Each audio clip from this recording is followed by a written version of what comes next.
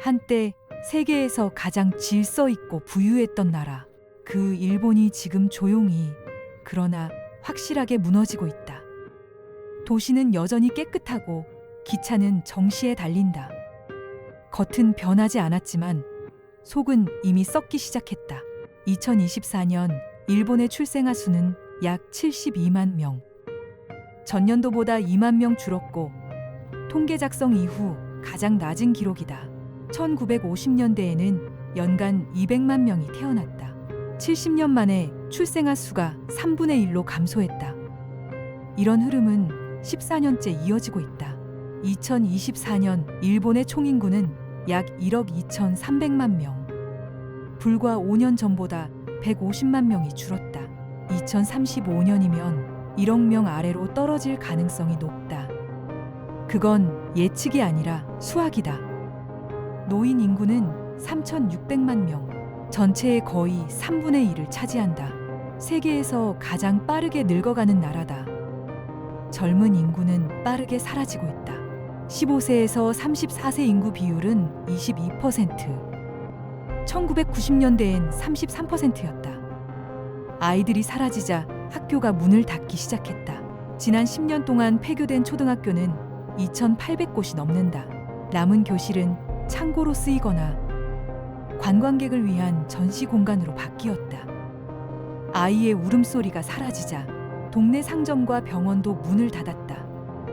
의료 인력은 도시로 떠났고 지방병원 3곳 중 1곳은 진료과를 줄였다. 의사 평균 연령은 50세를 넘는다. 젊은 의사는 지방으로 가지 않는다. 결국 지방에는 병원보다 요양원이 더 많아졌다. 도시와 농촌의 균형은 완전히 무너졌다. 일본의 고령화율은 30%에 가까워졌다.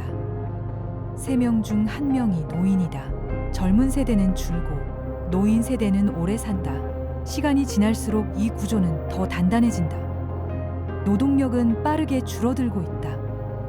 일할 사람은 부족한데 일자리는 남아돈다. 2023년 일본의 구인 배율은 1.3배. 기업이 한 사람을 두고 경쟁해야 하는 시대다. 노동의 공백을 메우기 위해 일본은 외국인 노동자를 대거 받아들이기 시작했다. 2024년 외국인 노동자는 200만 명을 넘었다. 불과 5년 만에 50% 늘어난 수치다. 하지만 그 대부분은 단기 체류 비숙련 인력이다. 경제를 지탱하는 해결책이 아니라 임시 방편에 불과하다. 세금은 줄고 복지비는 폭증하고 있다. 2024년 일본 정부의 사회보장 예산은 125조 엔. 국가 예산의 절반을 넘어섰다. 연금 재정은 이미 한계에 도달했다. 연금 적자는 17조 엔 규모. 내는 사람은 줄고 받는 사람은 늘어난 결과다. 국가 부채는 GDP의 2.6배. 세계에서 가장 높은 수준이다. 그 빚의 절반이 복지와 의료비로 흘러들어간다. 지방은 더 빠르게 무너지고 있다. 절반 가까운 지방자치단체가 적자를 기록하고 공공 서비스는 느리게 축소된다. 버스 노선은 줄고 학교는 문을 닫고 병원은 진료를 중단한다. 사람이 없으니 예산도 줄고 예산이 줄자 더 많은 사람이 떠난다. 끝없는 악순환이다. 자연재해가 닥치면 복구는 더디다. 도시는 한 달 만에 복구되지만 지방은 반년이 걸린다. 노인만 남은 마을은 스스로를 지탱할 힘조차 없다. 일본의 지방은 이미 조용히 기능을 멈춘 곳이 많다. 도로는 멀쩡하지만 그 위를 지나는 사람이 없다. 도시는 여전히 반듯하다. 그러나 그 도시는 지방의 젊음을 빨아들이는 블랙홀이다. 도쿄 한 곳에 전국 인구의 30%가 몰려있다. 젊은이들은 일자리를 찾아 수도권으로 가고 지방은 텅 비어간다. 2023년 한 해 동안 도쿄로 유입된 인구는 8만 명, 지방에서 빠져나간 인구는 7만 명이었다. 한쪽이 살기 위해 다른 쪽이 죽어가는 구조다. 청년층의 평균 연봉은 2000년 이후 오히려 줄었다. 2024년 기준 20대 평균 연봉은 320만 엔. 물가는 올랐고 집세는 2배가 됐다. 청년층의 결혼율은 30년 전의 절반 수준이다. 아이를 낳을 여유가 없다.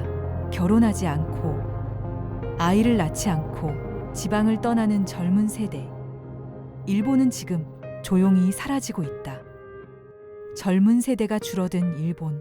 하지만 더 큰 문제는 남아있는 젊은이들조차 점점 사회에서 사라지고 있다는 것이다.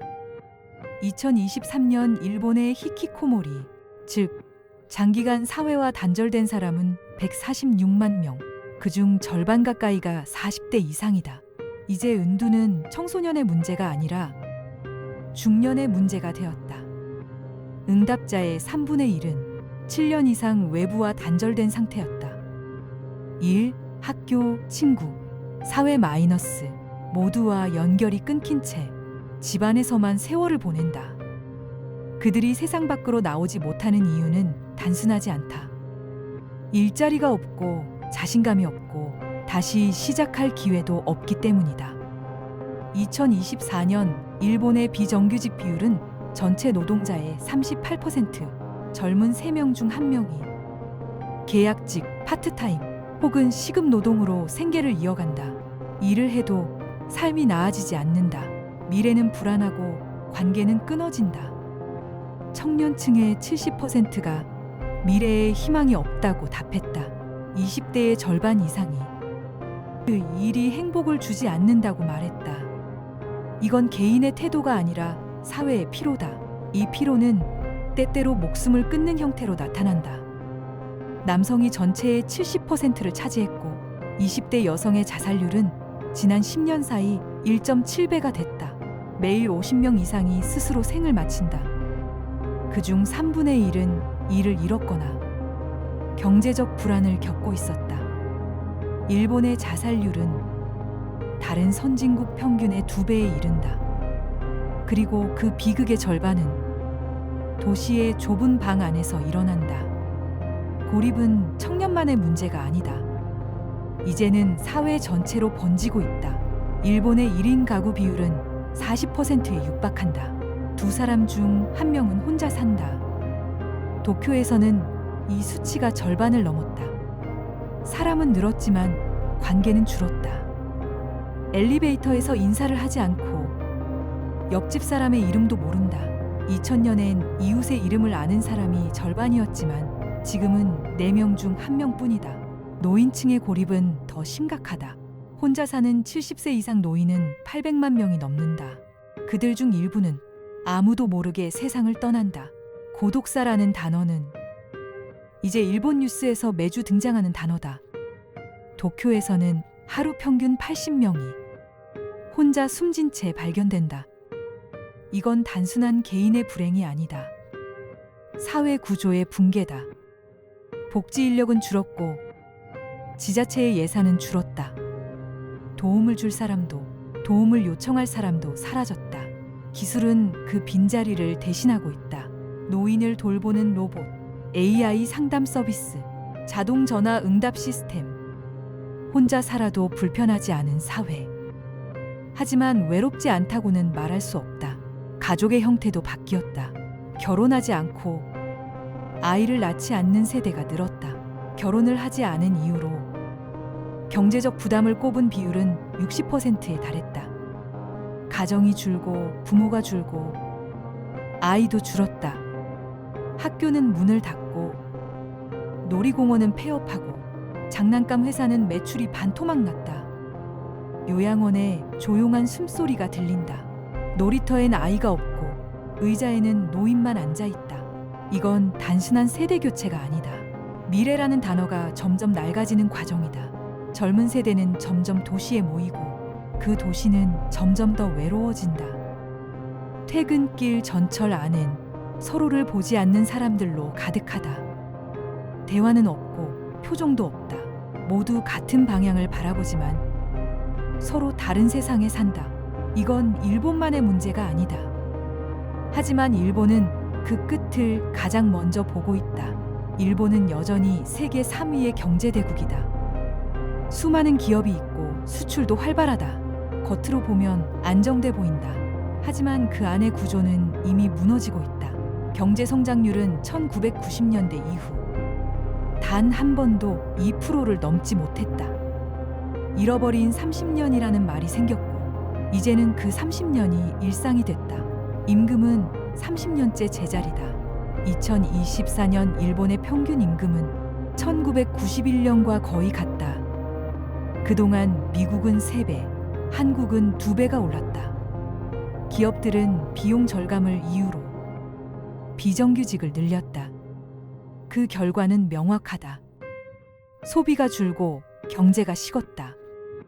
소비세는 오르고 연금과 의료비 부담은 커졌다. 서민의 지갑은 점점 얇아졌다. 일본 가구의 절반 이상이 월급으로는 저축이 불가능하다고 답한다. 절약은 미덕이 아니라 생존이 됐다. 이제 일본인은 돈을 쓰지 않는 국민이 됐다. 도시는 밝지만 그 불빛 아래 경제는 식어간다. 중소기업은 문을 닫고 있다. 2023년 한 해 동안 4만 곳이 폐업했다. 그중 절반은 후계자가 없어서였다. 사장은 은퇴를 앞두고 일을 잇겠다는 젊은이는 없다. 노동력의 공백이 산업의 공백으로 번지고 있다. 남은 일자리는 도시의 대기업과 공공부문뿐이다. 그러나 그 문은 너무 좁다. 젊은 세대는 일하고 싶지만 기회가 없다고 말한다. 공식 실업률은 낮지만 체감 실업률은 2자릿수다. 결국 기술이 사람을 대신하기 시작했다. 호텔 프런트엔 인공지능이 서 있다. 효율은 높아졌지만 사람은 점점 사라졌다. 지금 일본의 서비스업 중 절반은 사람이 없는 서비스로 바뀌었다. 고객은 편해졌지만 일하던 사람들은 사라졌다. 노동력 부족을 메우기 위해 기술은 빠르게 들어왔다. 그러나 기술은 외로움을 메우지 못했다. 로봇은 인사하지만 대화는 하지 않는다. AI는 위로하지만 진심은 없다. 소통이 없는 안정을 선택했다. 범죄는 줄었고 도시는 여전히 안전하다. 그러나 사람들의 행복은 줄었다. 국민의 절반이 나는 행복하지 않다고 답했다. 노인은 외롭고 젊은이는 지쳤다.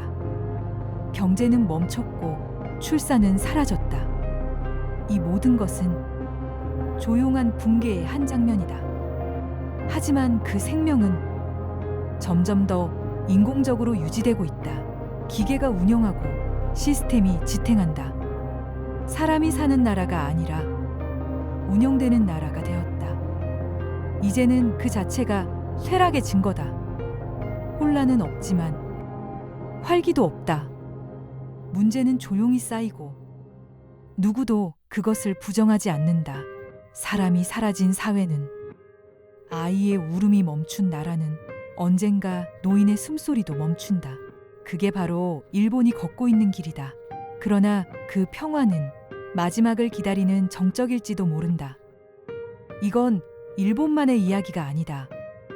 늙어가고 고립되고 기술에 의존하는 사회의 미래. 그 끝은 이미 우리 눈앞에 있다.